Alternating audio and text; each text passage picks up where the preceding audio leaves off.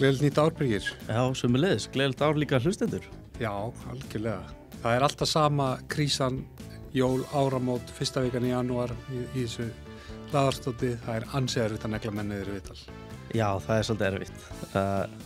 Við ætlum samt að reyna að gera eitthvað gott úr þessu, því að við erum búin að bóka góðan viðmælandi í næstu viku og farum taka smá rand. En bílkaldur, þú veist hvað það þýðir. Já, ég ætla að vonast til að allir núna að vita hvað það er. Það er víking á milli sætana, áður þú bara, þú skilur eftir og opnum dós í köpholdurnum, ferðin, borðar, leggur þig, vaknar, bílkaldur víking. Já, bílkaldur. Þetta er besti veiðfélaginn. Það er svolítið hannig.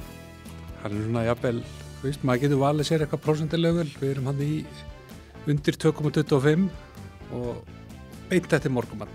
Má ekki bíða mikið lengur það. Það er þægilegt. Koma í gírinn svona. Í gegnum tíðina hefur verið aðeins flögt á þessu hjá mér, hvað prósentar hefur verið að beint eftir morgumat, en já, ég er búin að lenda þessu hann í svona cirka 0%. Já, það er bóndinn. Já, það er bóndinn í PA, ég er gjörsalega háður þessu. Endilega, fáðu ykkur smakkið. Herðu, svo er það lúpið. Þeir eru með okkur í þessari dagskrárgerð og þeir vilja minna ykkur á að sitja baki aftur í dolluna, ekki baki á bakkan, innan á hurðina, hvar sem er, ekki á fokki bakkan. Látið náttúrunni í friði. Já, loopmerge.is. Heyrðu, svo er það góðu menninir í veiðiflugum. Ég Andra að vera treystur að vera einn á vaktinni. Já, ég veist það bara, það er löngu tilkomið sko. Já, hann er frábær. Hann er orðinn helviti, hvíti kúpimaðurinn er helviti leipur á gólfinu á Langanesveginum og ef þið hafa áhyggjur á snjónum, það er ennþá skaflinn þarna, það er allt hreinsað. Það er allt hreinsað, Gretar kemur með tönnina og tekur þetta til og farið og fá kíkið á stangirnar, lúp og nám og... Ef að veiðbíllinn ykkar Jaris, þá komist inn. Já, shit, minningar að ég að fara í veiðtúr á Jaris, hellast yfir mann. Ég fest mér bara í janúar veiðferð í Jaris. Já, janúar veiðferð. Maður var stundum svolítið galinn. Við komum að því rétt á eftir og svo vil ég minna á Skeljung, ég kíkti inn í Skútuvog. Þetta væpið í búðinu, Birgir. Þetta er ekki, þú þekkir ekki svona bílakalla væp þegar þú kemur. Það er ekki þannig. Þetta er eins og að labba inn á einhverja svona vandari stofnun. Það er maður sem situr við tölvu, við góðan daginn og svo er þetta allt svo snirtilega umbúðir og kolefnisjafna og þetta er einhver svona smá, mér líður eins og ég sé betri maður. Og eitthvað aðeins, já, ert þú þarna? Ég er í Skútuvoginum. Já, ég skilja, já. Það er ekki svo lappinn í eitthvað gætakompu í lok ágúst. Nei, sem hefur sinn sjarma, sko. En þarna þú vilt það ekki þarna. Fagmennska, akkurat. Gæði. Heyrðu, janúar veiðferðir, þú nefndi það. Já, þú hefur líka svolítið verið duglegur í því. Ég var í febrúar. Varstu febrúarkall? Já, svona febrúar-mars. Ég reyndi að miða þetta við að það væri búið að vera rauða tölur í kortárum í nokkra daga, sko. Ok, já. En ég hef samt alveg lent í að fara haldandi allt sér í góðu og þurft bara snúa við því að það er frosið og svona. Já, þetta vesen sem við lentum í var bara, það búið að vera snjór og allt þetta vesen, en rosalega fallið þetta gott veður. En það er eitthvað svona, ég ætla ekki að segja hvar við erum að veiða, segjum bara þetta er, nei, ég ætla bara ekki að segja neitt. Það er girðingana og hús og það myndar svo mikið kófa á bakveða. Þannig að við ákveðum að reyna að negla okkur í gegnum skaflinn. Það er enginn búin að fara þessa leið heilengi. En þetta leit allt vel út, maður er búin að keyra í tæpan 1,5 tíma og síðan bara skafl. Við ætlum að fara að veiða, við ætlum í gegnum skaflinn. Ég held Birgir að hlustendur okkar séu ekki mjög tregir. Þannig að einhverjur er búin að gera sér grein fyrir hvar þú ert að sniglast þarna og Sko, girðing og hús. Þetta er ekki við bakkan, sko, eða neitt svoleiðis. Nei. En þetta er á slóðum að leiðinni. Þeir sem vita, Þeir sem vita, það er alltaf leið. Já. Já, maður var svo fram úr hófi veiðigræður tíma, en ég hef nú ekki verið, sko, við erum svo höfum þá á hreinu, þetta er allt með, sko, þú veit að sé kannski ekki starf grása eða eitthvað landslögum, þá var þetta allt með leyfi, sko, veiðiréttar eigenda. Já, við erum ekkert að stelast, sko. Nei, ég get ekki, ég er svo mikið mús að kemur þessum málum að pótsa, ég á enga svona eitthvað sögu að mér að nóttu til í 11 ánum einhvern tímann. Nei, ekki beint 11 árum. Birkir Rónar, no comment. Ekki 11 árum, aldrei, sko. Nei. En ég veit ekki hvað að fara út í hérna, ég bara hræddur, sko. Já, ég aðeins að sitja því vandræðilega stöður hérna. Já, ég var eldast við ykkur á skurði og svona sem renn út í stærri ár og eitthvað. Og svo náttúrulega bara má nefna það, hérna, að það er margir sem stundar að fara að veiða í Laugavatni, þannig að fyrir neðan Fontana þar sem það rennur heitt úti og þar frýs ekki og ég hef alveg prófað það og fengið þar flotta bleikjur á engjafluguna númer 16, sjá toppfluguklakk í febrúar. Sem alveg stór skrýðið, sko. Já, það er góð væp. Að vera í einhverju svona klakkdóti þegar eins og núna úti þegar hún að taka þetta upp, það er -9? Já, það er sko agalegt að sé -9 því að ég er að ærast af einhvern veginn veiði áhuga núna, sko. Þetta á að koma eftir svona 2 mánuði. Ég er að premature ejaculata yfir þessu veiðisumri, sko. Maður tekur líka eftir því, við erum alltaf að hnýta einhverja flugur, alltaf einhverja pælingar og sem fengum við smá heimsókn í gær, menn á leiðinni í Súperstinsvegi. Já, menn á leiðin til Argentínu. Já, ekki við. Ekki við. En maður svona, ég fann það alveg, sá það á þér, svo svona lifnar allir við, svona, já, ok. Vistu, þetta er ekki gott, þetta er slæmt, Birkir, sko. Við erum akkurat núna, það er miðja vegu milli hausts og vors. Hvað eru grófir 87-9 dagar? Já, við erum með miðjuna að þreyja þorran, sko. Já. Það væri ekkit verra að það væri 20 dagar sísón en ekki 3 mánuðir tepir. Nei, en ég ætla að reyna að kíkja eitthvað í vetur. Mér langar að fara að dorga, ég veit að þú hefur engan áhuga á því. Erum að fara að dorga það? Já, ég var eins og grár köttur að dorga á Reynisvatni í Galanda, sko, bara sem krakki, sko. Það Reynisvatna ljón líka. Reynisvatnljónið, já, þú veist, ég var mikið þar, sko, og fannst það bara geggja, sko, og var alveg saman þótt að vera einhverjur uggalausir regnbogasilungar og eitthvað. Já. En að liggja á ísnum búin að hella súrmjólknir gatið, svona með þess að Varst þú með súrmjólkina? Sko, með súrmjólkin, það er svolítið. Mér finnst skemmtilega að segja frá súrmjólk, en ég var mest að nota rískur. Já, ok, já. En það var einhver svona hempukallarna sem kom og heldi súrmjólk niður og mjög bara, shit, þetta er geðið triks.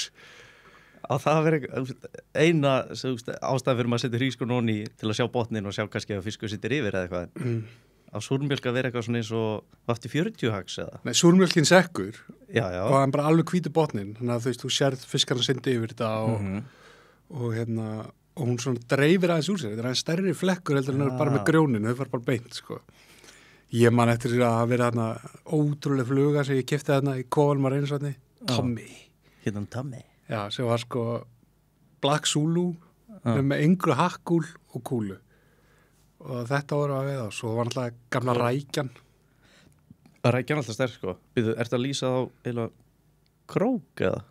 Já, þetta var svona ullardúskur aftan úr, skilur. Já, ok. Svartu búku bara og kúla. Tommy hefur ekki haft mikið ímyndunarafl þegar að búa þetta til, en þetta virkaði. Og svo að vera með bara svona pilla að soðna rækju á svona silfurinn 3-krók nr. 16. Svínvirkar. Það er aldrei bönunum. Jú, virkaði aldrei. Það var allir alls konar kombo, muni blandaði agni. Það var kannski bön, rækja bön. Það var sko, því að rækjana svo viðkom, þá var maður að læsa hann inn á önglunum með bönunum, sko. Já. En sko, mér hryllir við til þess að fara eitthvað upp á hálendi, upp á Fellsetavatni eða eitthvað að dorga núna. En ég þrái svona, ég datt einhvern tímann inn í að vera 2 mánuðum síðan svona eitthvað YouTube-cycle, þú veist, þú horfur á eitt vídeo og svo byrjar YouTube að suggesta við þig, sko, alltaf og ég var alveg fastur í að horfa einhverja gæja sem var að dorga í Kanada, einhverjum geðveikt næst tjöldum, ég er ekki að tala um svona hús, þetta er geðveikt næst tjöld, þeir skera vökira með einhverju svakalegu sverði, þannig að hún er bara svona eins og borðið sem við sittum við, bara eins og gott stofubor á stærð, svo er bara grill og þeir eru með betta og, veist ég Þið langar að vera þannig út af Reynisvatni. Veistu, það er alveg taug í mér sem þráir að vera leitingja við maður.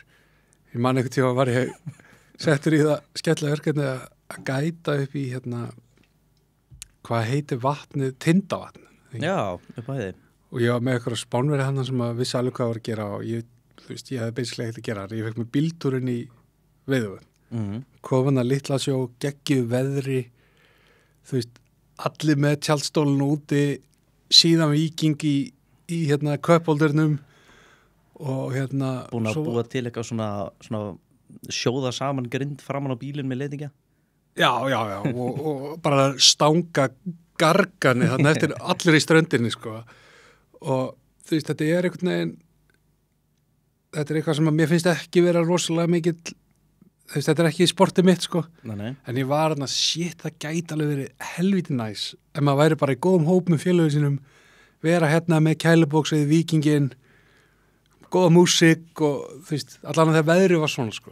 Það sló alveg taug í mér að bara, shit, ég er að drífa mig upp í veiðuvötn og letingja með hans í gang. Svona eiginlega byrjaði minn veðurferill. Já. Og síðan byrjar þetta, þú veist, með flót og maðk eitthvað staðar, síðan fær maður að gefa sér einhverja flugustöng frá frænda sínum eitthvað og prófa, síðan endaði þetta alltaf. Letingja var bara að maður æfa sig á fluguna, síðan þegar maður fær fyrsta á fluguna. Það er svo erfitt einhvern veginn að fara aftur í að sita þarna og gera lítið. En máli er að þetta er bara eitthvað annað. Þú veist, þetta þarf ekki að útiloka hvort, þú veist, þetta þarf ekki að vera keppast á. Mér finnst þetta bara, þetta er eins og tennis eða bortennis eða, þú veist, þetta er bara ekki einhvern veginn sama sportið.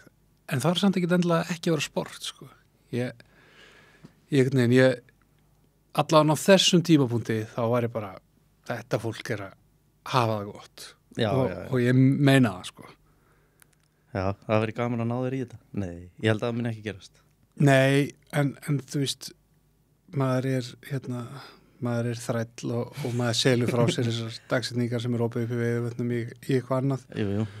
Og það er svo sem bara gott. Ég held að það sé ekki eitthvað verra, sko, en ég fíla þetta væp.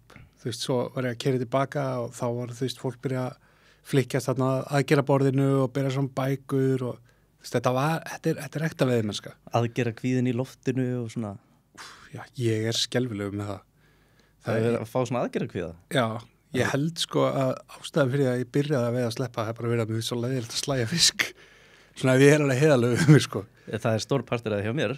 Ég skreiti með einhverjum heimspekilegum náttúruverndarsjónarmiðum en mér finnst bara svo leiðilegt að vera með vaskinn fullan og slóri, sko. Já. Og meira sér lengra, sko, ég held ég að bara hætta að vera í skotvið, sko, út af sama, sko. Út af aðgerða kvíða? Já, vera með fiður ykkur staðar. Það er svolítið miklu meira messi, sko. Já, að vera að þessu, reyta og skera upp. Þetta er samt bara partur af þessu öllu, sko. Þetta er partur af þessu öllu og þú veist, ég álega svona sætar minningar að einhverju svæsni svartfugls aðgerð ykkur staðar með kalt vatn í slöngu, sko. Já, allavega, við erum farnir svolítið langt út fyrir þetta. Já, við erum bara aðeins að ranta. Ég röldi 11. daginn. Mér finnst það átt gaman á svona öllum tímum árs. Eins og ég sagði frá einhverjum þættum daginn, þá voru þeir að hrygna laxarnir. Akkurat.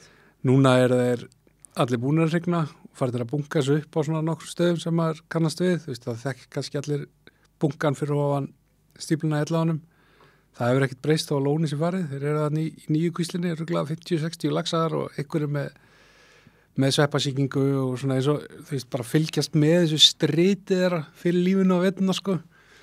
Og ég kíkti á 2 aðra staðir sem ég veit að þeir bunka sér mikið á og bara gaman að sjá hvað er mikið af laxi og mikið akkurat líka ekki með sveppasýkingu og já, bara healthy. Bara healthy, sko. Og minnst alltaf, þú veist, við veiðmenn erum alltaf að pæla í öllum með laxin og sílingin út frá þessum 3 mánaða glugga sem við erum að eldast við á, sko, en þeir þurfa nú einhvern veginn að lifa hina mánuðina líka, sko. Jú, þetta er áhugaverð að taka röltið þarna, sko. Já, minnst það ógeðslega gaman og Þú er búin að sjá sjóbyrtinga? Nei, ég sá enga sjóbyrtinga það. Eru ekki neðar eða? Mér langar að finna þá, sko. Ég kíkti í teljarstreng. Já.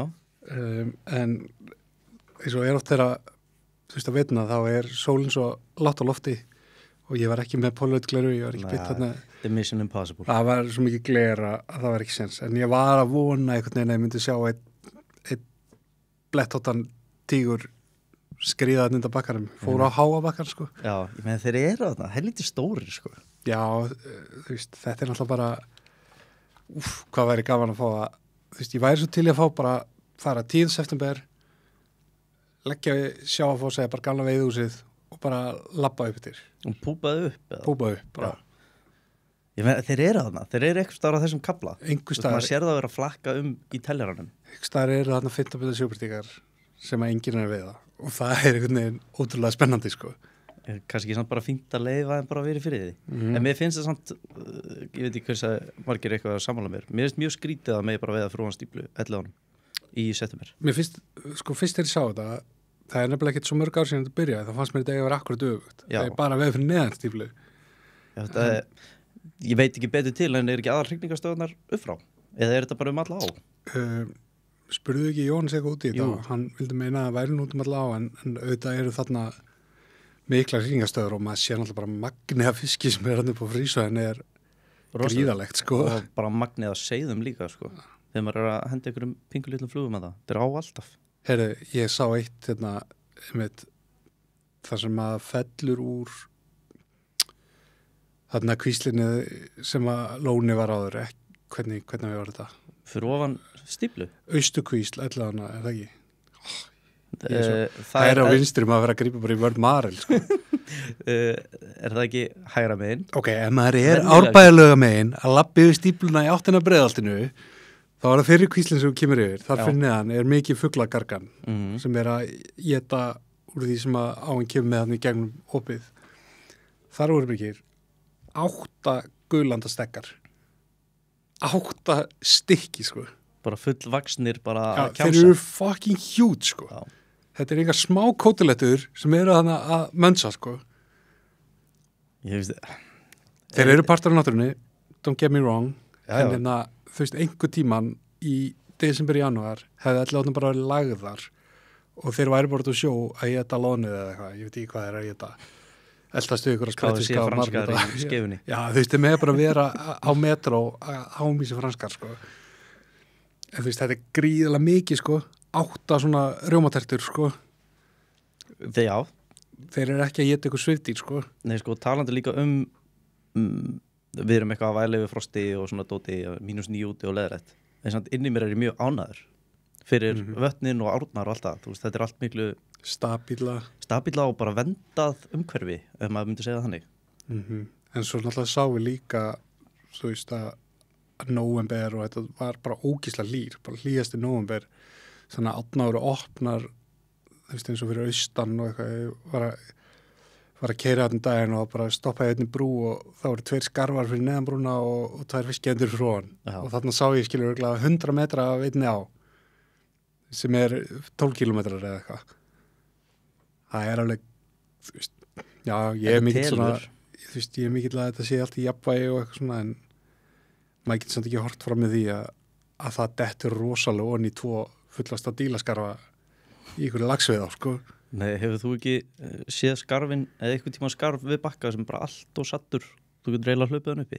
Það er bara svo feitir. Já, ég sé það í Norðurá og sá það hvað senast í Hölkná bara komist ekki á loft bara hlupu í burt út í vatn og farnir.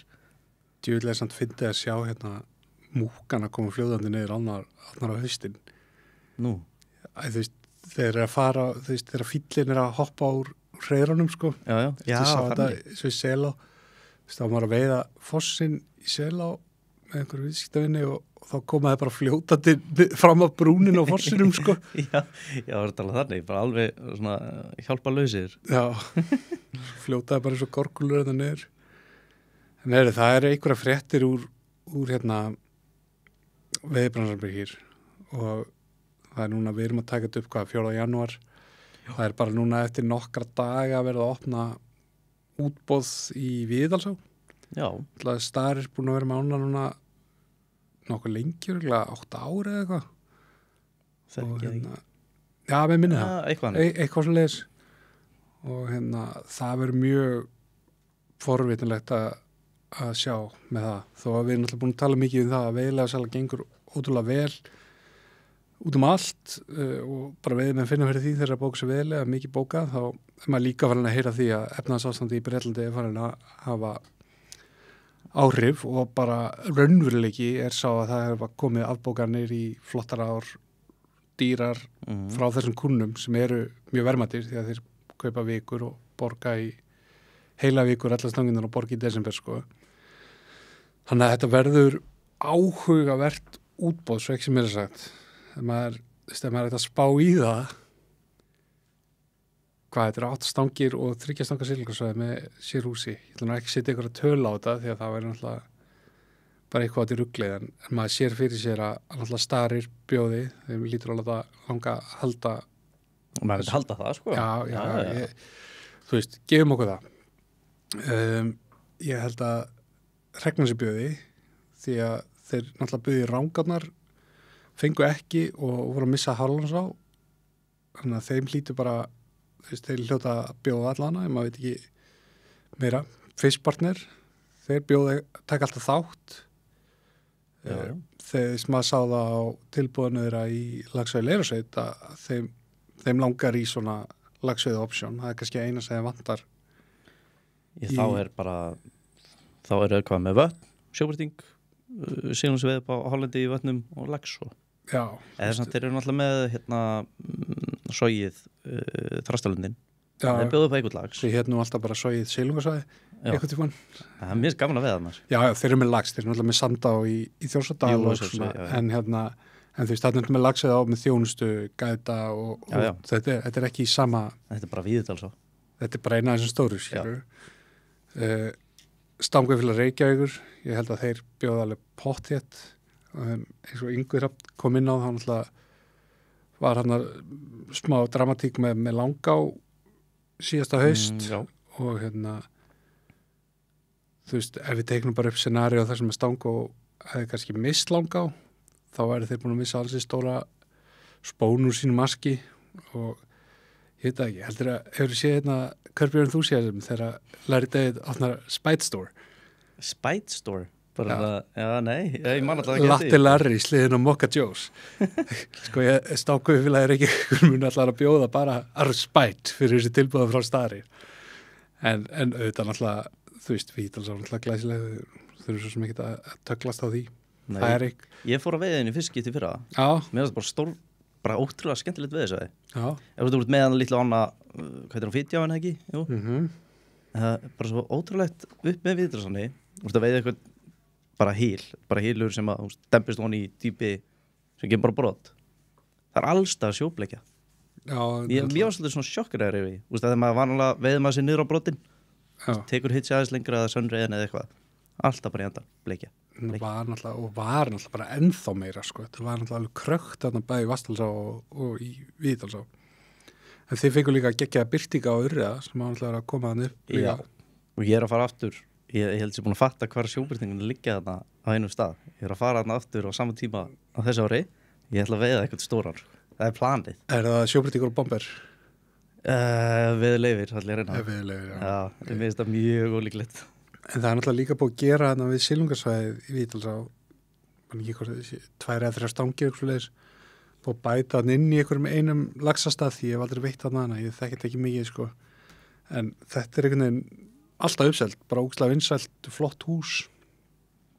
En maður sko pæli hverju ætla að bjóða þá er líka þarna einhverju landeigundur mitt þarna niður á silungasvæðinu sem maður heyrði að hafi sýnt áhuga, hafi jafnvel svona lagt fyrir veiðifélagið eitthvað tilboð áður en að tekið ákvörðun útboð. Svo einhverjir, maður heilt líka verið að falast eftir umbóðsölu, svona svo kallar Norðurár-módel sem Einar komið þangað. Og það er í gangi Norðurá bara í Norðurá svolítið langa tíma sko. Svo sem víðar líka. Og þannig að þetta verður áhugavert svona heat check á markanum og svo hefur maður líka heyrt af ævintýramönnum svona hvað maður segja, sem eru ekki þekkt stærð hennan bransans sem að ætla að bjóða og það, þú veist, þetta verður gott heat check á markaðin því að náttúrulega útboðið Laxey Leir í fyrra fór svona á endanum bara í það núverandi leigutakar langaði bara greinilega ekki að missa hana og buðu bara það sem þurfti til að fá hana. Já. Og það verður, þetta er fyrir þá sem hafa gaman að pæli þessu, þá verður þetta mjög fróðulegt og við ætlum að fá góða mann, hann er ekki alveg búin að janka yfir okkur ef hann beilar, þá bara að fá einhvern annan, en til þess að fara yfir allt þetta útboðsferli, því að maður lesa á þess að frétti Birkir að þú veist, segjum bara eitthvað random, 100 milljón krónar tilboð í Hítará eða eitthvað. Já, bara eitthvað til loftið. Já, og fréttin er bara skrifuð þú veist, tölunar sem voru opnar upp úr umslögunum og það eru bara birtar og svo eru menn að röfla það út allan bæ, hvað rugl þetta tilbúið í hítara og eitthvað, en þú veist, tilbúið kannski, segjum, ok, 100 miljonar alltaf bara út í hött, en bara einhver tala skilur, en inn í því kannski að fjölga stöngum 3 lengjandi viðtímbilið þú veist, í 120 þetta búið til silungarsvæði, gera hús og já, leigja hús út á Airbnb á veturna og þú veist, bara svona fráviks tilbúið, þannig að við ætlum að fá já, hann nú búin að jánka því að koma, það eitthvað aðeins undirbúið sig og fari yfir allt þetta ferli, hvað býr hann á baki, hverjir það sem venda hagsmuni bænda og allt þetta, hvernig þetta raunverulega gengur fyrir sig, því að þetta ekki bara þannig að þú veist, þú sér alltaf þessar tölur og svo eitthvað, af hverju tókuður ekki þessu hinu tilbúði sem að hljómaði öðru í sig. Nákvæmlega, við förum yfir það allt Já, ég er spenntur yfir því, svona fræða bara veiðmenn almennt bransan eða þannig. Já, nákvæmlega, og svo svona það sem við erum á dögunni okkur líka, við erum með ansið spennandi svona, aðeins að einmitt líka nefna nöfn þar, að við ætlum aðeins að kafa meir í sjóbrytingin og uppgangin sem hefur verið þar og kannski reyna líka fræða sem hvernig sjóbrytingin var áður en þessu uppgangur fór yfir og allt það. Erum við bara í ykkur rísa uppsveiflu eða er þetta bara við að sleppa á þessi einstaklingar ekkert fleiri en þeir eru bara stærri og eitthvað eðlilegri fleiri en Hafrannsóknastofnun segir að sjórinn sé hlýrri. Þú veist, erum við að horfa það, veið að sleppa á sama tíma, fleiri veiðum en að sækja í þetta og allt það. En við tökum þetta alltaf á due time. En það er eitt sem að, svona önnur umfyllun sem að hefur oft komið og eitthvað sem að veiðmenn og fjölmiðlar og menn sem að kannski fylgjast meira með veið og fjarska heldur en að vera á bakkanum, talað mikið eru veiðitölur. Já, lags á stöng. Lags á stöng og oftast ekki lags á stöng, heldur bara tala, ekki endilega að tala hvað margir veiðar á baku eða allt það og mér hefur fundist þetta því að maður er mikið að flakka þessi veiðhús að veiðitölur eru ekki endilega besta mælitækið á upplifun veiði mannsins hverju sinni sko og það getur rætt, þú veist, stórkvæslega áhrif að veiðitölur bara hver er að veiða, hvað þeir vilja veiða mikið, þú veist, ótrúlega satt það er fólk sem borgar með mikið af penningum og vill bara ekki veiða mikið, sko. Já, bara fara á sína staði sem að fara áður og sem bara gera eitthvað annað, sko. Þannig að með öllum fyrirvara en það, mér finnst endilega veiðitölur ekkert merkilegasta mælitækið á hvernig veginn gengur, þá gefur hún auðvitað eitthvað svona staðlamynd og þó, já, þá hans að ég fara að ranta meira galla á veiðitölum og mér fannst rosa neikvæð stemming einhvern veginn yfir tölurum í lagsveiðinni og að menn séu jafnvel búin að tala sig óna og þetta hefði verið alveg hræðilegt sumar sko. Hvernig á þín bara persónulega upplifun af bara svona orðurómar og bara sjálfur við bakkan? Ég var komið með rosa laxakvíða í upphæði tímbils þú veist, því að það lá fyrir mér að þegar ég kláraði mitt silungsveiðgætir í að ég var að fara í Blöndu og að gæta þar og hún opnaði náttúrulega hræðilega, ég held að, þú veist, og svo fór maður að skoða þetta, að blanda, þú veist, hún opnaði náttúrulega 5. júní og náttúrulega er með sinn stólastolt sem gengur átt snemma, en líklega væri hún ekki að opna 5. eða væri ekki yfirvofandi eða það kemi yfirfall, skilur, til þess að, þú veist, þið þurfa bara að ná fleiri dögum og náttúrulega oft hefur veiðin 5. verið bara ævintýrlega og áður var hún opnuð 1. skilur. En núna leggst þetta einhvern veginn þannig að hún opnuð 5. á minnsta mögulega straum. Það er svolítið erfitt svona. Já, þú veist, það var kannski eitthvað sem að menn voru ekki alveg búin að gera sér grein fyrir. Þú veist, kannski skiptir að máli en ósinn og Blöndu er náttúrulega þannig líka að lagsin áalega að geta komist. En mín upplifð þegar ég mætti þarna 16. júli var bara, þetta kom ekki að þetta óvart. Það var bara fín veiði og þetta svæði 2-3 bara ógeðslega fallið svæði, ég fór fullt á stöðum sem ég hef ekki að tækja til að fara á áður og ég er bara smá fan sko.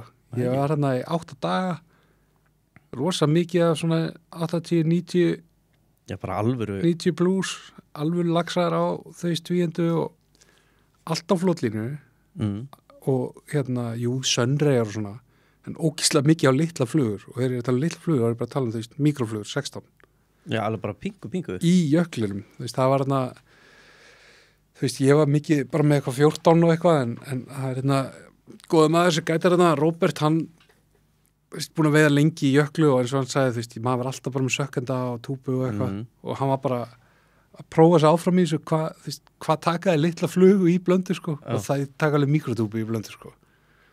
Þannig að það er, já, þú veist, mér fannst þetta bara ógislega gaman. Hún kom í rauninni mikið óvart og talan, 577 laxar í Blöndu, 8 stangir, ekki góð. Nei. En, ok, júni... En þá erum við aftur að tala sko tölur og... Nei, samt ekki. Jú, sko, því að þú veist, það er rosa fáður að veiða í ágúst. Þú veist, Blanda fór seint að auðvall, en samt var hann rosa litu. Ég sá bara, þú veist, ég kom hann í júni líka og þá var, þú veist, var hann tæra mótnana, litið eftir að hádegi, því að það var einhver, þú veist, lóni var rosa fullt í byrjun, svo bara kom ekkert meira. Þannig að þeir voru að reyna að keyra í gegn og einhver bilun ekstra annar staðar, þeir voru að framlega svo mikið rafmagn í Blönduvirkjun og hérna svo, þú veist, helgar er minna vatn í Blöndu, þú veist, þá kannski er aðri sumi staði betri heldur en á virkumdöfum, þetta er svona svolítið fyndi kombo, gaman að svona læra inn á eitthvað svona kerfi sem er svona skrýtna núansa, sko, en hérna, þú veist, væpið í júli þegar, þú veist, þegar laxi var þó að skila sér, var bara ótrúlega gott og ég veit að hérna, fyrsta vikan í ágúst, þú veist, það voru vinir mínar veiðarna sem að gera bara alveg, þú veist, rokna veiði, sko. Og náttúrulega talan, 577, 8 stangir. En hvað eru raunverulega margir veiðdagar? Þú veist, hún opnar á 4 stöngum niður á svæði 1. Er það? Svo, þú veist, Hvenær bætist þitt inn? Þú veist, það er eitthvað 20. júní eitthvað svoleiðis. Það er svo, já, ok. En þú veist, ég er samt ekkert alveg komið í fullan gýr, sko. Það er líka svolítið snemmt, sko. 20. Já, og þetta sumarið var það náttúrulega snemmt. Sumur, þú veist, ég meina Blandaður opnaði 100 laxum á 4 stöngunir og 1, sko. Þannig að, þú veist, ef þú horfður á 577 8 stangir, getur sett ömuleg veiði Blöndu. En þú veist, upplöfun að vera þarna meðan júlí með þeim kúnum sem var að koma og svo heyrði ég frá þessum strákum sem voru þarna í byrjun ágúst. Þeir allir að koma aftur. Það var bara good vibes og öðruvísi kúnahópur kannski heldur en var í Blöndu sem var alltaf að reyna að ná 10 laxa kvóta á dag, sko. Já, var ykkur svona kappiði, keppnisviði. Já, en auðvitað þarf að málega, þú veist, fara að klóra sér í hausnum við hvað er í gangi í Blöndu, sko. Þú veist, þú veist, það væri rosa gaman að sjá hann í þessu fyrirkomulagi, þú veist, alla veita í einu svæði í 1000 lögsum. Þú veist, ég held að það væri, og ég veit að þeir eru á störum, þeim langar rosalega að ná að afhenda þá vöru, sko. Og væri runni gaman. Og svo ef maður rennir yfir listan, því að þú veist, það var allir að tala um að Húnavatnssýslurnar væri í svo mikil lægð. Og þú veist, ég fylgist lítið með veiðtölum. Það var bara væpið einhvern veginn sem maður fekk svona frá umræðinni. Þú veist, Laxahjásum 820 laxar og 4 stangir. Víðidalsá 810 laxar og 8 stangir. Svo náttúrulega fullt af silungi þar. Og báslega mikið. 810 laxar. Þú veist, ef þú tekur þessa gömlu þumulputtareglu 100 laxar á stöng, þá er þetta bara góður. Það er toppklassa laxveiði. Og auðvitað höfum við oft verið blessaðir af mun meiri veiði heldur en það.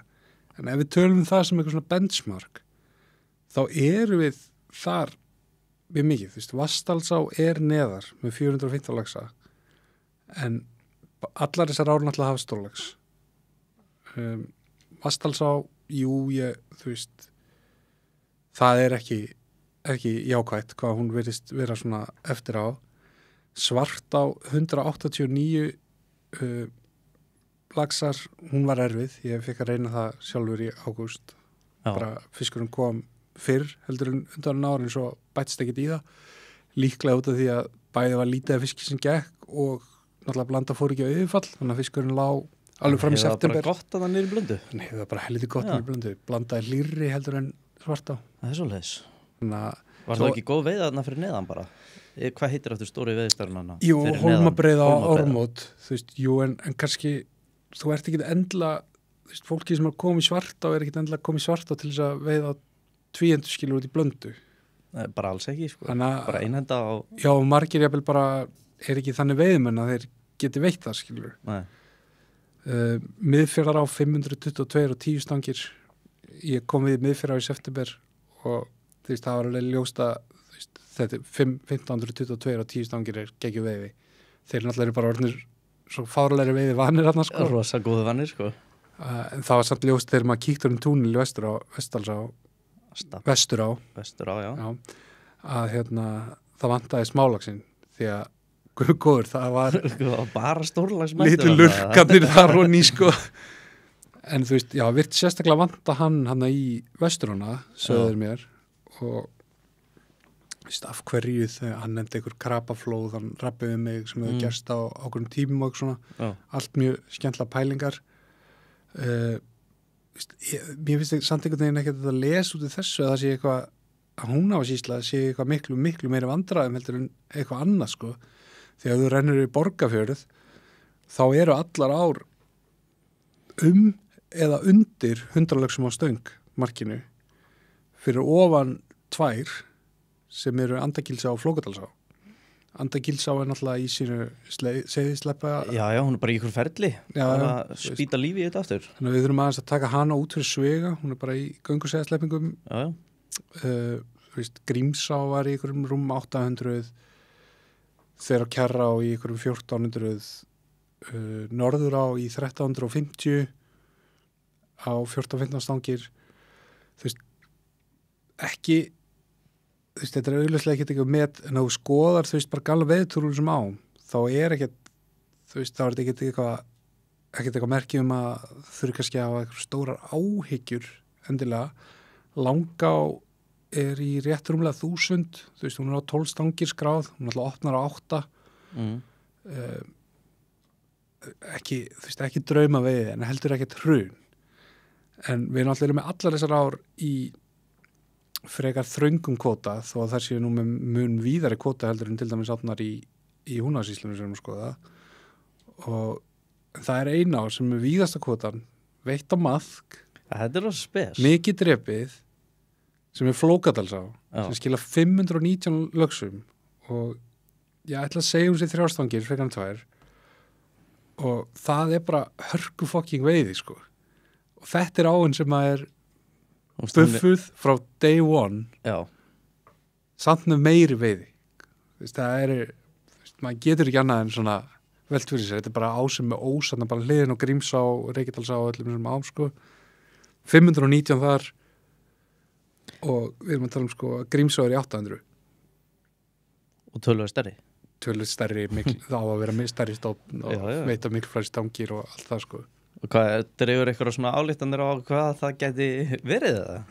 Já, maður lítur alltaf því meira sem maður dreifur pælir í veiðutölum, þá lítur maður alltaf að draga þá veið álíktanir að við vitum ekki raskat.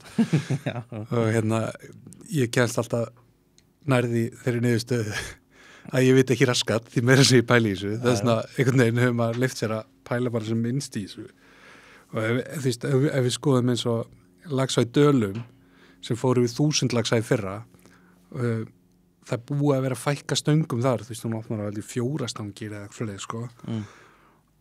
Og er veit á 6 eitthvað og já, þú veist, ég veit ekki alveg hvernig þetta er núna akkurat, hvort hún fari eitthvað upp í 8 eða hvort sé bara 6 max, 761 lax, svo er þetta með Haukadalsá sem á svona kílómetri í burtu, hún er bara 380 laxum. En það er með ár sem er hlið sem eru samt allt öðruvísi. Þú veist, laxa í Dölum rennur úr vatni, er tildulega löng, svona miða við Haukadalsá. Hlýrri, miklu hlýrri, frjósamari. Haukadalsá rennur, þú veist, þarna ofan að heiðinni mjög strítt köld, þar sem við erum að þekka sem Efri Haukadalsá og var bleikjusvæði hérna í gamla daga. Já, part af því að veiða eitthvað sem bleikjum. Já, ég veit nokkuð laxaðna líka en ekki kannski beint mikið laxveiðisvæði því hún er bara of köld. Og svo er vatnið, Haukadalsvatn, er allt öðru í þessu vatn heldur en Laxadalsvatn því þetta er dýpsta vatni í Dalasýslu. Djúpt og kalt. Já, þetta er eitthvað 50 metra djúpi pollur, sko. Og þú veist, þú pælir í það er ekki einu svona urrið þarna, sko. Nei. Það er, þú veist, bleikja sem er þarna sjóbleikja. Þetta er ég væri til í að vita meira. Maður ætti kannski að afla sér ykkur frekar upplýsinga af hverju þetta svona. En náttúrulega aðal hrygningastöðunar í Haukadalsá, eru náttúrulega í Haukadalsá, en það líka heldur mikilvæg líflína hana sem þessi litla þver á. En hefur verið að hjálpa annarkora sér á með ykkur hrognagreftir eða eitthvað? Já, náttúrulega þeir eru búin að fleyga fossin í Dölunum, þannig að laxinn kemst þar upp og svona aðgerðir eða bara eitthvað lítið getur alveg sést vel á veðurtölum að það sé sett ef það virkar, já, en það oft smá hjálp getur breytt miklu sko. En svo veltum maður fyrir sér ég var til að sjá veðurtölur úr Haukadalsá sem sagt með þverá inn í hvað veitist þar? Nú Stango með hann í vefsölunni og maður sér að það að veiðast mikið þar maður veit ekki að það sé að veiðast mikið þar en maður sér að fólk mikið að fara þangað allavega og ég veit að það gengur oft mikið að laxa þær upp sko og oft snemma en erfitt bæði að treysta skráningu því að þannig eru menn sannarlega í óbyggðum einir í heiminum og það engin að fylgjast með og maður hefur náttúrulega heyrt alls konar sögur svo við segjum það bara hreint út og þegar það veitt svona mikið í henni þegar nú hefur hún undanlega verið í svona jafnvel lokuð hjá Doppler og þeim þegar þau voru með þetta Kortulu þegar ég kom að það var mjög lítið veitt þarna og allir lags friðaður maður vona bara að veiðmenn gangi skynsalega þetta því að þetta náttúrulega lífæð þessar ár sko því að þarna vatn sem fellur sko 13 km leið úr grunnum tjörnum og hittna vel og frjósamt sko menn að Haukadalsáin bara 8 km neðan vatni og niður sjó og þessar tölur 761 og 380 með öllum fyrirverum fiskirættaprogram og eitthvað sýnir kannski bara þann eðlismun ég veit það ekki, en svo hafa það stundum haldist, þetta einn af þessum momentum, maður getur pælt, maður kemst aldrei að neittni raunverulega niðurstöðu, sko. Nei, fyrir mér allavega, ég genið minn hús svona laxveiði gætafyrirloka, þá hefur laxveiði aldrei verið, maður heyrir alltaf hvað þetta var aðeinslegt, hvað mikið að laxi, ég hef aldrei, þannig sé þetta eða lent í þessu. Það ansi langt sér. Já, þannig að fyrir mér þetta svona, þannig sé eðlilegt, sagði mínum svona stalað. En Norður á sig í 13-1400 já sem minna var hann ekki 1400 í fyrra og menn töluðum bara gott sísón í Norður á jú, það var alltaf skárra en búið að vera eða þannig höfðu vilja hafa hann alltaf í 18-2000 en 2 ár á Vesturlandi sem að voru ákveðin ljóstipill ég sá að Halli Eiríksverks þar að kommenta daginn að Laxveiði Kjós hafi verið í ykkur svona sæmilegri meðalvegi ef við tölum bara einhvern nýjan veruleika þá hljóta 1017 laxar að heita bara helviti góð við sko í Laxveiði Kjós svo náttúrulega alltaf með kjósuna hvenær hún vatnslaus, hvenær vatni henni hvenær þessi fiskar að veiðast hverjir að veiða þá eru það mikilvæg eða ekki mikilvæg þetta allir kunni mikilvægir eru það þeir sem að koma að borga stóru veiðlaun til að borga bændanum sem að ná að veiða þá eða eru það þú, Birgir, á haustin og vinnur okkar, skilur sem eru að borga miklu læri veiðleyfi og svona og kýla þar tölunar því að það getur það til dæmis eitthvað sem ekki tekið tillit til í veiðtölum þegar við horfum bara á það hrátt veitust þessi laxar á dýrasta tímanum eða komur allir í einhverjum haustrykningum haustið en 1017 laxar og svo gerir maður ráð fyrir að það hefur verið góð sjóbrytisveiði líka þarna og svo horfum við bara yfir fjörðin og laxa í Leirásveit með 804 laxa og líka sína sjóbyrtinga og ná það þetta eru helviti flott sísón í þessum hvalfjarðar ám sko við höfum náttúrulega ekki tölur Mér finnst ekki hljóma slæmt sko Nei, ég náttúrulega ekki með fyrir fram með tölur Brynjandalsá og Bottsá og minni ám hana í hvalfjarði en þetta allavega ekki þessi dauð og djöfull sem að maður einhvern veginn að festa því, við erum alltaf neikvæðir oft Birgir og við höfum talað það í þættinum svartsýni og svona eða kannski ekki svartsýni, það bara svona yfir höfu svolítið neikvæð Já, þetta doom and gloom, við erum alltaf að tala hvernig þetta var í gamla daga, vísindamennir að tala sé alltaf að fara til fjandans og fiskeldið og lalala Laxveiði Aðaldal Já, við höfum verið skammaðar fyrir að vera neikvæðar henni, þú veist, við ætlum ekki að ræða veiðitölunar í Laxá Aðaldal, þær eru bara eins og þær eru, en Laxá Aðaldal er náttúrulega alltaf drottning íslenska laxveiða á, sko, eða bara íslenska veiði á, sko, hvort segja lax eða urrið eða. Mér finnst geðveikt að veiða þar, sko. Já, þú veist, þetta er svo Bubbi Mortens sagði í, veiði þetta sem ég horfði daginn, svona tekur laxinn, eða var það í veiðiperlum ekkert skúla. Það verður að vera einhver þungi og dramatík og þá var hann að tala um Hofsárendar, þannig var hann ekki búin að kynnast Laxá. Nei. En þú veist, það er akkurat það sem Laxá er. Það er þungi og dramatík og hver fiskur telur. Í dag er allavega mjög erfitt að sko lýsa gæðum þess að veiði Laxá í Aðaldal út frá veiðitölu. Já, en fiskarnir mínir úr þessari á eru eftirminnilegir, en það eftirminnilegst er að ég hef sett í 2 svona stóra, ekki landa þeim. Það er að naga mig. Það er draumurinn. Það er að naga mig, mér langar aftur, sko. En síðan er maður eins og við bara selja sálu sína. Maður veit, Birkir, þegar maður fær næsta lax í elláunum, hann er líklega á bilinu 300-500. Já, þú getur gert ráð fyrir því að þú fær tökku. Það er smálax. Þú veit þarna náttúrulega 93 cm gölla. Algjörhæfni. Stærsti lax sem ég veit í 11 árum og þeir eru nú tölvöld margir er 72 cm eða eitthvað. Já, sem bara mjög flottur fiskur í 11 árum, sko. Geggjaður fiskur, en þú veist, það er náttúrulega það er þessi þungi dramatík, sitja hérna stóra þarna með söguna og allt á bakinu sem að við gleymum okkur ofta er náttúrulega stór faktor af þessu. Bara risastór, sko. Já. Og líka einhvern veginn, ég held að saga mín sé ekki búin þarna því að ég hef heyrt marga sögur af mönnum að missa stóra fiska þarna. Það er til þetta loksins small saman, sko.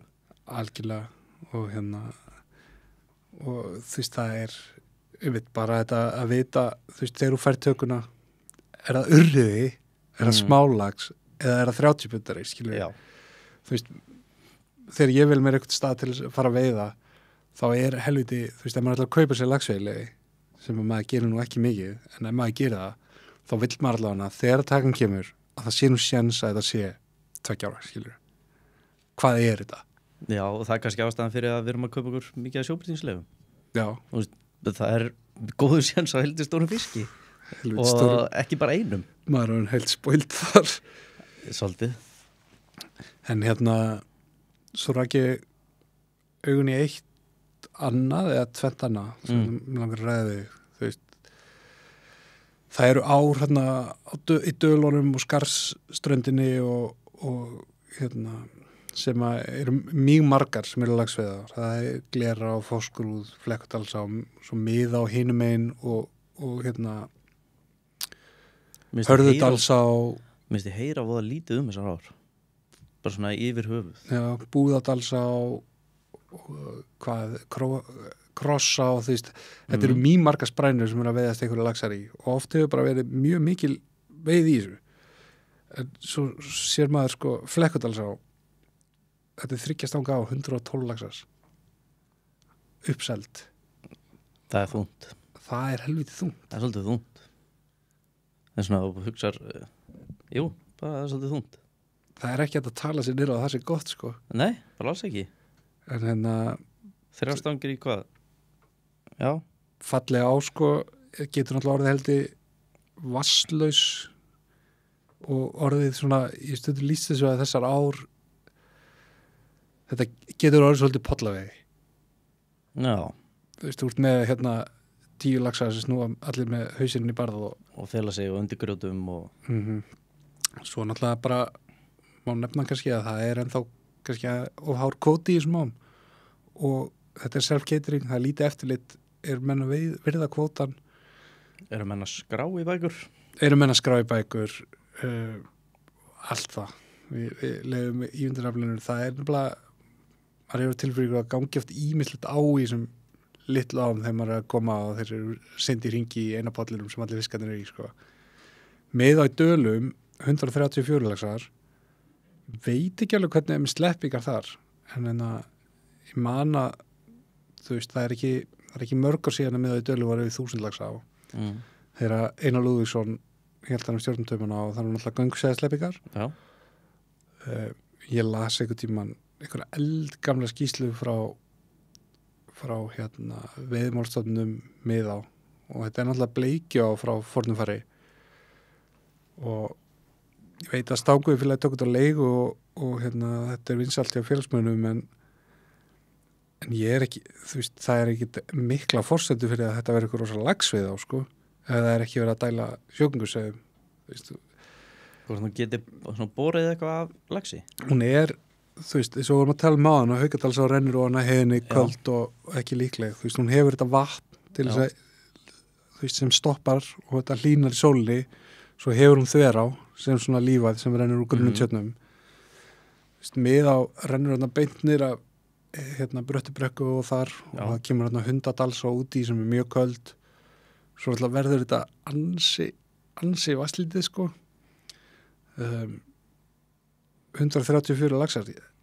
Mér bara svona skapinn að segja þessi góð veiði, sko. Já, á 3 stangir? Já, því að þú reiknar einhverja meðalveiði en inn í því skilur ár sem að ána bara við 1000 lögsum, skilur, því að það bara liggur við rangar slepping í hana, sko. Maður var pirraður þegar maður var að standa bakkarum í Haukadalsá með 500 laxa og miða á 1000 laxa, sko. Það svolítið spes. Já, en Ég veit ekki, ég vildi geta sagt eitthvað meira þetta, ég bara þekki þessar ár ekki neitt, sko. Nei, Flekkudalsá náttúrulega hlý og er laxveiða frá náttúrunni hendi, sko, og ég veit að það friðasvæði þar fyrir efst sem að það ekki margir veiðistar á reyndar og kannski einhverju fiskar sem sleppar upp yfir en maður hefur á tilfinningun einhvern veginn að veiðálag á þessum ám sé too much ansi mikið, ég heyrði það mönnum sem fóru þarna og það voru kannski 90 laxar í bók en þeir sá 20 laxar í árni, skilur. Já. Og vonandi bara fara þessar ára að bera barsitt, Þetta náttúrulega allar ára á þessu svæði, nánast sama hversu vasslitlar eru með lax, sko. Og ég hefur kannski hægt að fletta upp ef það hægt Búðadalsá, sem náttúrulega á sem oft verið ævintýralega veiði í, sko. Væri gaman að sjá þessar ár koma upp áttur og líklega flottast áinn af þessum Fáskrúð. Hún bara drullu falleg, sko, en náttúrulega sama vandamálið í möllum, það geta orðið ógeðslega vasslitlar, sko, en þegar það kemur vatn þá oft gaman að vera á þessu svæði að veiða, en það skafmiðin. Þetta alltaf skafmiði. Fugl í skógi. Já. En eitt sem að ég rak augun í viðbót þegar ég fór í þessar veiðitölur svona á gerðsum með hundavæði.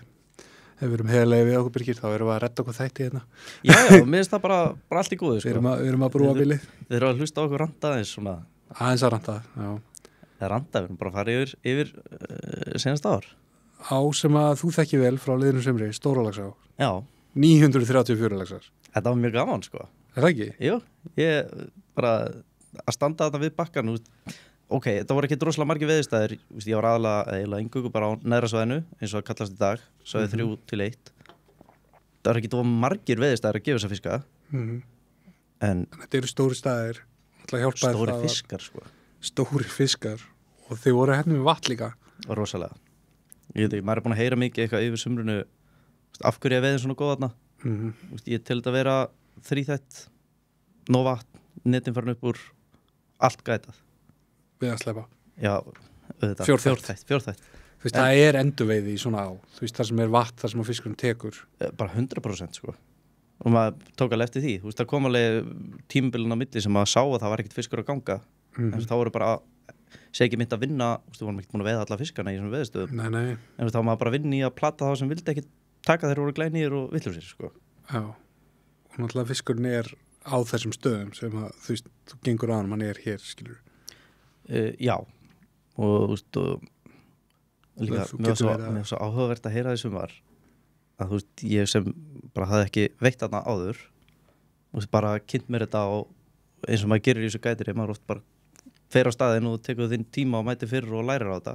Það var menn að tala að hann var í príma vatni svona í 10 rúmmetrum, svona eitthvað í kringum 10, 8 eða 12 fór eftir hvernig maður spurði. Já, þá er fiskurinn kannski að ganga í júli, því oft hefur komið bara stór tími í júli þar sem fiskurinn að bunga sér bara niður í yðu. Já, en sem voru við strákandi sem vorum að okkur fannst svo flott í 30. Já, þið þekktu ekkert annað. Sem alveg, bara allt byrjun tímabilið og svona, herru, hún að fara að detti í 32, herru, hún á nýðuleið, hún komin í 28, síðan kom bara á 7-10 daga fresti bara alvöru rigning. Þá kom alltaf aðeins nýtt inn, hvað maður fara að vinna í þessu aftur. Hreyfðir í gömlu fiskunum. Já, og fiskar og þeir eru ekki að drífa sér mikið upp, þeir stoppuðu svolítið. Maður fann einn og einn fisk ekstra á milli, þessu veiðistað, en þessu veiðistað sem að tala kálfæðihylur, ófærustrengur, eitthvað í flata. Það var ekki rosa mikið ófærustreng, en það var alltaf fiskurar. Laxarholt og Stekkinef. Það voru svona þessi 3 staðir sem var bara, hérna stoppaðir alltaf. Bergsnus, glimti henni, alltaf fiskur bergsnus. Og það var svolítið að keyra þar á milli. Já, og síðan kom skota rigningu, þá færði þetta neðar, ofar, fór niður eitt stað, upp eitt stað, og voru svolítið að rokka þannig. Svolítið svona já. En var ekki líka góð veiði á yðinni? Þú veist, þó að fiskurinn að skila sér vel upp? Ég heyrði ekkert mikið af því, en ég heyrði að þetta var ekkert besta sumar þeirra, sko. Nei, besta sumar þeirra vasslaust í stóru. Já, ég myndi alltaf að halda það. Og fer ekki fiskur upp, sko. Maður hefur séð það bara eins og í brennunni og strömmunum og þessu stöðum þessum junctionum, sko. Já, og maður sér þetta í sjóbyrtingnum þegar það er lítið vatn, eins og bara í Tungufljóti, bara stappaði fisk í Syðrihólma. Já. Sem mjög magnað að sjá, en þeir eru ofta ekkert viljug til að taka þá, sko. Nei, þeim líður ekki vel. Nei, það bara, þeir eru allir í kremju þarna og sem einhver fluga í kjattunum að þeir fara bara út í jökulinn, sko. Já, en neti voru tekinu upp og allar þessar ástæðir svo nefnir við fáum svona bara fast að metveiði í Stórlagsveil, sem bara, þú veist, næst besta veiði þarna í bara háa hennar stíð. Já, ég heyrði að þetta var einn jafnasta veiði frá tölum eða byrja að telja. Já, því að þetta var ekki, þú veist, við erum ekki að tala marga 200 laxa daga í lok september eins og hefur stundum náða kílan upp bara í einhverja geggjaða tölu. Það gerðist ekki, sko. Það gerðist bara ekki. Nei, við vorum alltaf að bíða því. Við vorum að hlaupa niður allt neðra svæði bara, herri, hvað hrúan? Ja. En hún bara öll komin. Hún var bara komin. En, allt þetta, svo þú veist, önnur á, þannig að aðeins neðar, sem að náttúrulega netin fór upp líka, gætarsettir inn að einhver leiti allana, sogið 303 laxar. Það, þú veist, ég hélt að það myndi kannski kikkin meira þar með að hvernig þetta gekk í Stóralaxá, sko. Bara það haldið það? Út af því að netin fór upp, sko. Ég veit ekki hver ástæðan eru bak við það. Bara lítið að segðum eða stíplan að hafa ykkur áhrif. Já, þetta er náttúrulega alltaf sama spurningin, Birgir, og maður veit ekki raskan, maður bara klóri sér í hausnum. Þú veist, maður til þessu komin að einhverju niðurstöðu að þetta gerst svona í Stóralaxá út af þessu og þessu og þessu, þú veist, svo horfður sogið og það gerist ekki. Auðvitað sogið líka bara erfiðar veið á. Þú veist, þeir voru að byrja með bátaðna og svona og það eftir að koma kannski meiri reynsla á það og menn eftir að finna betur út úr þessu hvernig er best að gera þetta og ég man að ég var þarna í sníklast réttum 10. júní með kastnámskefi Glendi Pál. Þá sáum við fiska á öldinni alveg, sko. Það var óbærilegt, Birgir, að kasta ekki á hann. Já, það ekki. Það var einn svona 10 pundari og einn 90 kall. Við máttum náttúrulega ekki á flug á færinu á námskeið, sko. Nei, sko, og glænýr. Tifandi. Þeir myndi gleipa. Tifandi, sko. Eitt lítið sönrei bara. Já, en maður lít á sigli ég. Vonandi bara einhverja veit á setnum sem. Það hlýtur að vera, sko. Já, þetta er... En kíktur eitthvað á tölurnar í Tungufljóti, þannig fyrir ofan? Nei, ég Það er ekki eins, en sama, endar í sama árfarfi. Ég eiginlega kíkti lítið á tölurnar í þessum, hafbitar. Já, ég skilji, já. Mér finnst, þú veist, ef maður fyrir að flétta þetta saman, þá náttúrulega skefur það allt skakka mynd. Þú veist, ég held að, þú veist, Eystri var ekki, Ytri rangaði 5.000 og eitthvað, Eystri einhverjum 3.000 og eitthvað. Ég hef ekki hugmynd, ég skoða ekki mikið þessar tölur. Sko. Nei, bara, þú veist, ég held að það hef bara verið þokkalega sátt með það. Já. Kannski vilja hafa aðeins meira Eystri og kannski nokkur undur viðbóti Ytri, en ég held að það er bara gengið vel. Sem er bara frábært, ég veit það ekki. Nei, ég veit ekki heldur. Hugur minn ekkit að leita í þessar hafbeturár. Nei. Þannig yfir sumrið, maður heyrir eitthvað frétt, maður segir bara, já, þetta er eins og þetta á að vera þar. Já, maður vill bara að það sé mókaði þar og hérna allir fá það sem þið kiftið þar, sko. Já. En hérna, sko, nú erum við búin með þetta veiðitölurandtakar og hérna, þú veist, þó að kannski oft verið kassum tótt, þá held ég, sko, að þetta summa var kannski bara ekki slæmt á maður að hafa tilfinningunni. Því að, þú veist, Vopnafjörðurinn var góður, Hafralónsá var góð, Selá var góð, Hofsá var góð, Sandá þokkaleg og hérna, þú veist, verður ekki bara að vera bjartsýnir eða? Þú veist, þar var mikið að smálags í Vopnafjörðunum, verður næsta ár stórlags og hnúðlags. Já, og hnúðlagsinn. Þú þarf að fara að skekkja fleiri tölur. Nei, nú ætlum við bara að vera jákvæðir.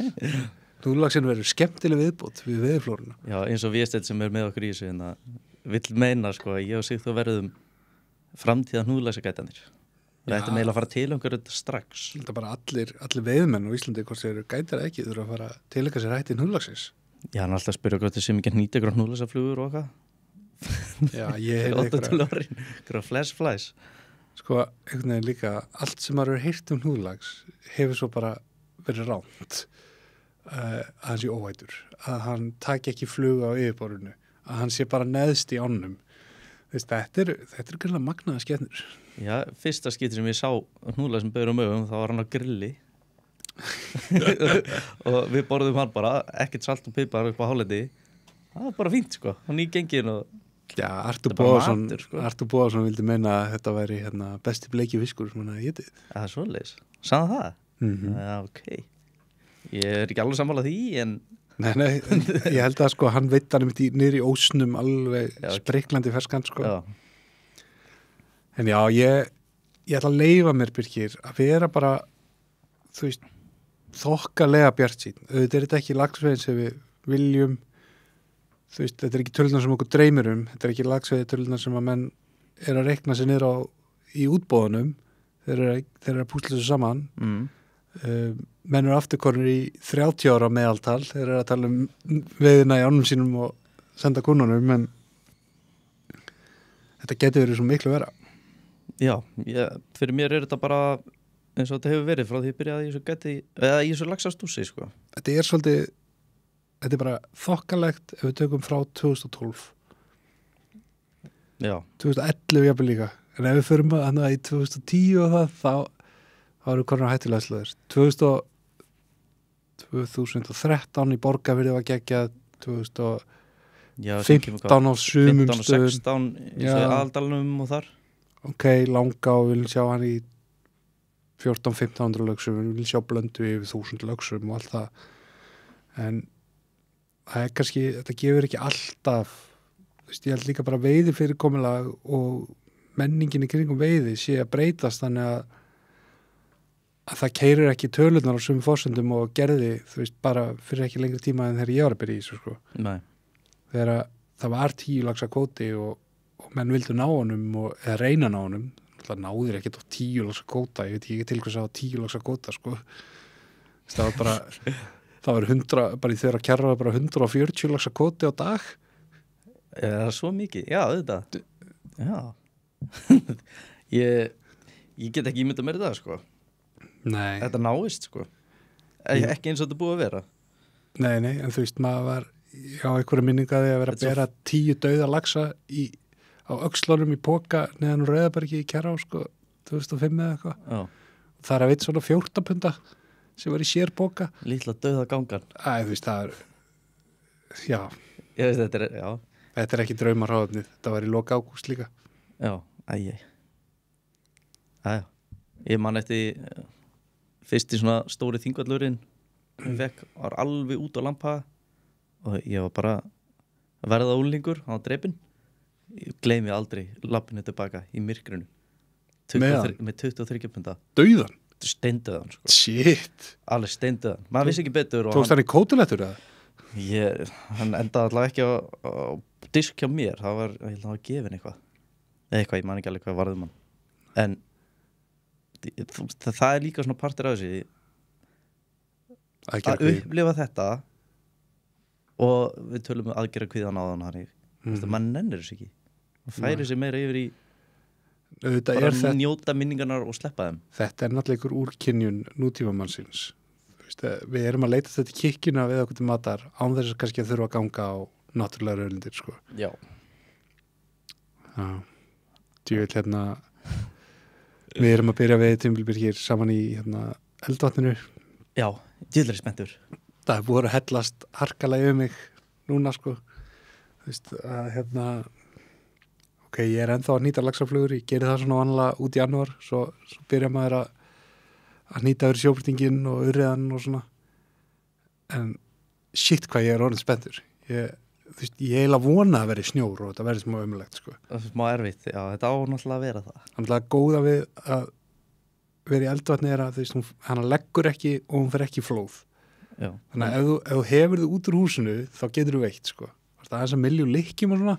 Já, bara klæða sér í túfti og ég veit ekki, ef við varum til dæmis að fara í Tungfljót eða Geirlandsá eða eitthvað, þá væri maður ekki að leyfa tillökurinn að koma á svona stað því að maður getur alltaf lent í bara væpátt í flóði eða bara allt frosið eða eitthvað svo leið, sko. Já, ég meina, við höfum farið að lent í logni og tveggjastæði hitta sem bara frábært og verið í brjáluguroki og bara snjór og hlið. Maður samt ekki, leið maður komin út, eldvatnið er bara svo, það tekur svo vel á móti manni. Þetta er skemmtileg við þó hún getur verið ákaflega erfið. Já, sem að mér finnst eiginlega bara spennandi, sko. Já, kannski ágætt að menn hafi það í huga þegar horfa á einhverja kortersklippur sem er búið að edita saman og það eru ansi margar þjáningastundir hérna í kuldarum, sko, sem eru ekki í lokavindbandinu, sko. Nei, en maður man ekki eftir þeim.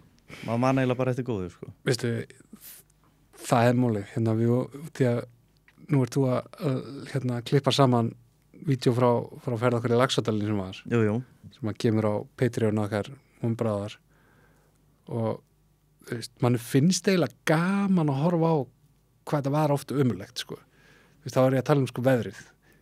Já, ég meina, ég og Vésteinn erum að elta þig og Kalla. Og ég man 3 daga. Já, þið veituð ekki neitt. Nei. Bara á þrífætinum og kamerunni. Já, við vorum alltaf búin að veiða hann í 4 daga undan. Já, þessi betur fyrr. Þið voru orðin sattir. En allavega, að fara allavega, ég minnir þetta á 4. vakt eða eitthvað. Það er rigning, byrjum að þetta á morguvakt. Við eltum ykkur mangapóll og allt það allavega. Erfitt að 4. vakt, já. Bara, það var ekki gott veður, rigning, rók, það var ekkert að gerast, maður sá það bara svona í andlitin á okkur. Þetta var svona, þetta er svo vonlaust en það er sjens. Sér kemur glugginn. Við erum eiginlega konið ykkur manju að samfæra okkur sjálfa. Við heyrum þetta á kamerunni. Kalli, það kemur gluggi. Já. Maður svona peppas í það að fara ekki bara upp í hús, sko. Já, svo fyndi að heyra þetta, sko. Við erum með svona þráðleysan mæk á okkur. Og ég og við erum að fela okkur á veðrinu bara út í bíl. En við heyrum í okkur. Já. Kalli, það er að koma gluggi. Jú, ég held að það sé 2 mínútur í hann. Nei, 5 mínútur. Og bara að halda áfram að kasta það. Með þess að aðdáunarvert að við nettu þessu. En maður sá það samt á okkur. Bara, þetta er svolítið vonlaust. Það kom gluggi. Síðan kemur glugginn, maður. Það kemur alltaf gluggi, maður. Ég sjá það veitir nokkra þarna bara í beit. Það bara opnaðist glugginn. Já, þetta er sæta stundir, sko. Maður er búin að þrjóskast á þessu. En ég skal alveg viðurkenna það, ef við hefum ekki verið að reyna að taka eitthvað upp. Það hefði ég örugglega verið komin á bólakafi einhvern Haribo-póka hann upp í bíl, sko. Ég held það. Maður sá það á andlutinu á þér. Það voru stundir, það voru nokkra svolítið erfiðar. En worth it. Geggjaði viskar og það voru gamla sýningu frá þessu á Patreonu. Já, kallaði þetta. Köllum þetta Birgir, takk fyrir spjallið og Sömuleiðis, gleðilegt árið. Spennandi þáttir í næstu viku. Já, stay tuned.